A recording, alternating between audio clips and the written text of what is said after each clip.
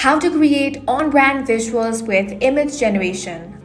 The first thing you want to do is open up ChatGPT. To access image generation, you need to type in a request in the chat.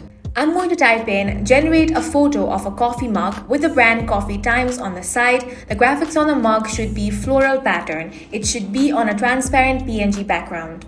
Now submit this request. As you can see, it nails the text, pattern and the transparent background. Now I'm going to type in don't change anything. Place the image of the mug on a stock image of a beach. Above that, say available in stores. So as you can see, it has just generated more accurate and contextual text and realistic stock images just like this one. What's even more fun is that image generation can iterate and visualize from uploaded images, which helps you quickly prototype new ideas. Here I've made a drawing of a new website I'm working on. So I'm simply going to upload this image and then type create an image of a website mockup from this design. The product shown should be photorealistic elements. Submit the request and then wait for some time. And there you have it, an instant mockup. Image generation turns ChatGPT into your visual teammate ready to bring any idea to life.